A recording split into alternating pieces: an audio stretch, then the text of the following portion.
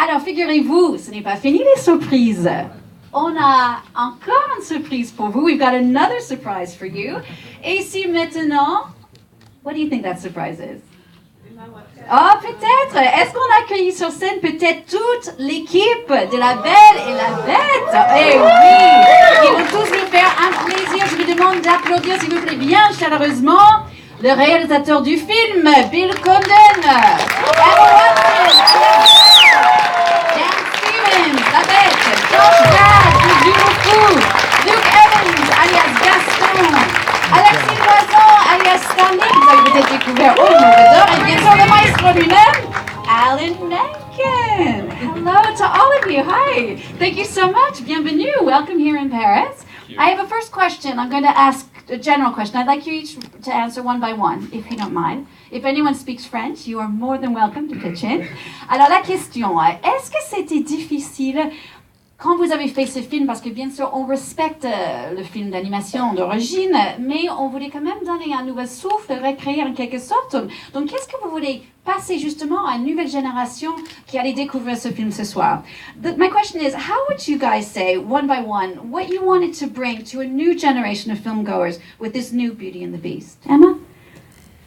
I mean, the original is so wonderful, and it was one of my favorite films when I was growing up. So I think I wanted to stay, true as far as possible to it. So it's so wonderful. But really, it was about can we add something? Can we give more detail? Can we give more depth? What can we give audiences which explains a bit more about Belle's backstory, a little bit more about Beast's backstory? Can we pull it out a little bit more? And it was so fun to do that. Voilà, donc Emma, elle lui disait qu'en fait, c'est vrai pour elle, le film d'animation était incroyable, mais ce qu'elle voulait apporter, c'était un peu plus d'approfondeur, d'essayer d'étouffer un peu, si vous voulez, les histoires, donner des histoires arrière de certains personnages qu'on n'avait pas vus dans le film d'animation.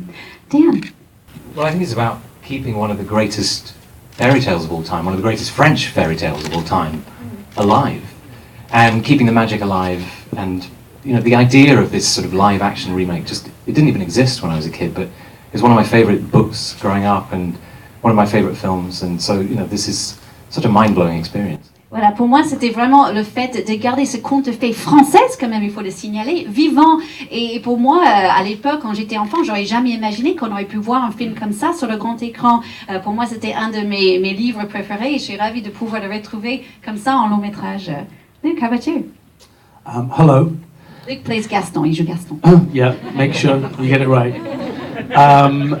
I remember being 12 years old and going to the cinema and seeing it for the first time. Ah, il a un souvenir d'avoir 12 ans. Yes, I was 12, yeah. Voilà, 12 ans, So d'aller I'm voir le film old. pour la première fois en tant que film d'animation. And I remember how it left a massive mark on me as a child. The music and the story and the messages within the story.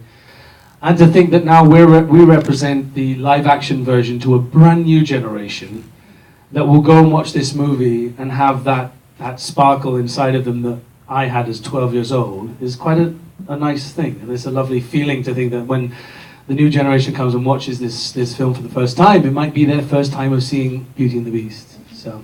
Donc Luc lui dit, il a un souvenir quand il avait 12 ans d'aller voir le film d'animation au cinéma et d'avoir un vrai étincellement comme ça au fond de lui en regardant le film, et ça lui touche réellement de pouvoir faire cette même, peut-être livrer cette même petite étincelle au cinéma avec cette histoire de La Belle et la Bête pour une toute nouvelle génération qui va découvrir le film comme ça en prise de vue réelle. You missed a bit, no, sorry. I'm doing short. Alan? Well, pour moi, Allez-y, allez-y, Alain.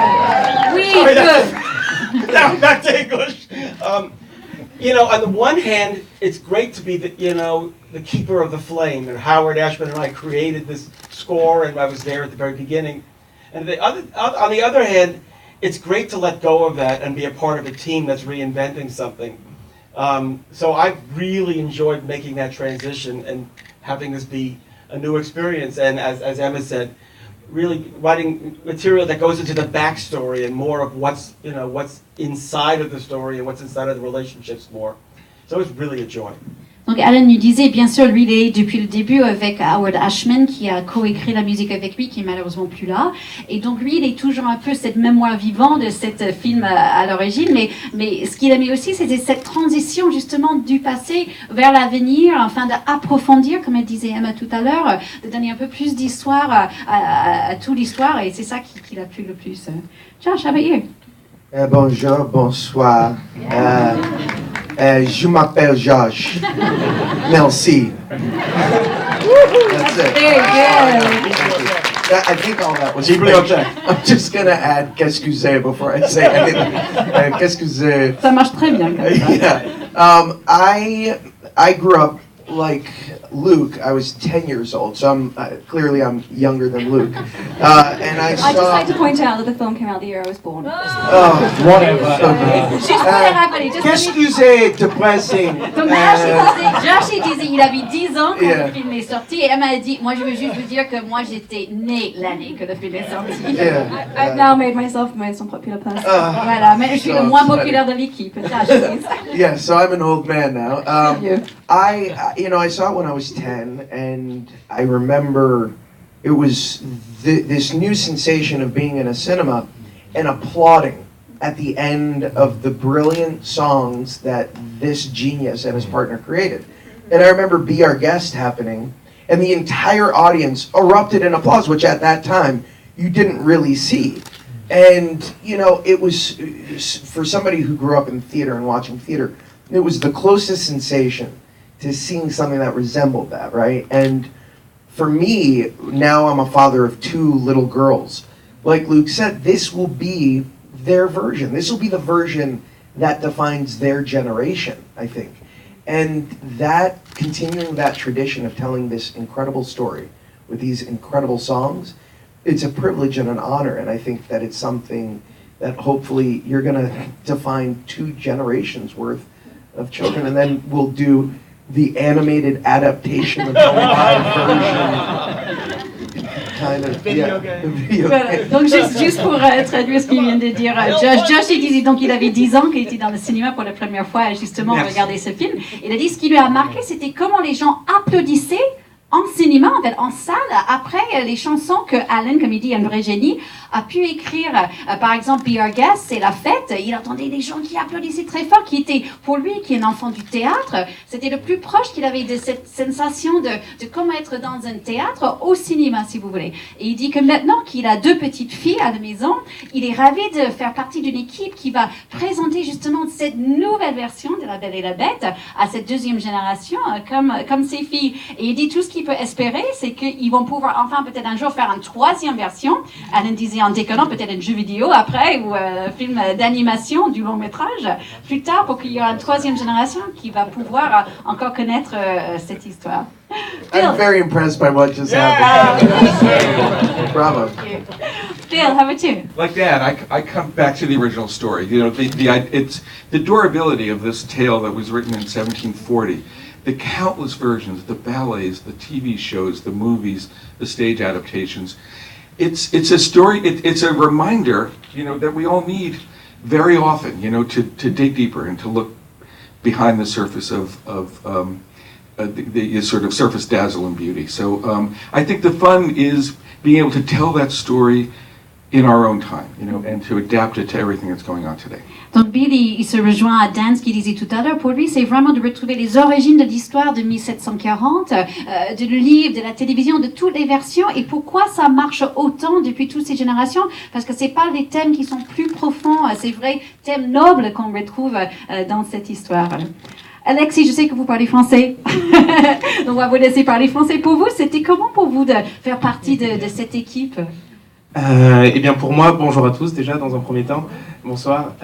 Pour moi c'était extrêmement excitant dès le début quand j'ai su que Bill voulait que je sois dans l'adaptation parce que après m'avoir vu sur scène dans La Belle et la Bête au théâtre Mogador, pour moi c'était vraiment très intimidant de me retrouver avec ces artistes-là sur le plateau et j'étais extrêmement curieux de savoir comment est-ce que Bill allait pouvoir adapter cette nouvelle version de La Belle et la Bête. Et en fait, l'idée, c'est vraiment de garder cette nostalgie qu'on a tous Moi, La Belle et la Bête, c'est le premier film que je suis allé voir quand j'étais petit, et donc du coup, c'est un souvenir qui m'est très cher. Et vraiment, ce qui a été transmis vraiment dans ce film, c'est un équilibre parfait entre la nostalgie et la modernité. Il ne s'agit pas vraiment de tout réécrire, mais vraiment de creuser les parties qui ont été survolées peut-être dans le dessin animé original. Et là, vraiment, on va vraiment très très très loin dans toute la psychologie de tous les caractères. Et donc, en ça, c'est vraiment exactement ce que tout le monde veut voir. So Alexis was just saying how much he appreciated Bill discovering him when he was at the Mogador, because he played in this in the show in Paris, and how fortunate he was that he was found, and how much he likes this sort of link between the past and the future that we really find in the film that you did. Bill, maybe just a few words to wrap up. This is your baby, and Ellen. Well, I just say, I'm so thrilled. This is the first time we're showing it. We finished this only a week ago, believe it or not, after 3 years. Donc on vient de finir le film il y a une semaine après 3 ans de travail, donc c'est la première fois qu'on le montre. And you'll see, you face that question: how do you do a clock that looks like a human?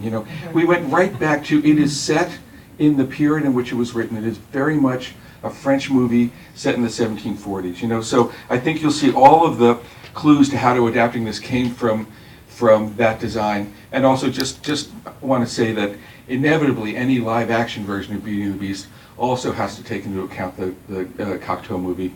It's one of my favorite movies, and it was an inspiration as we made this film.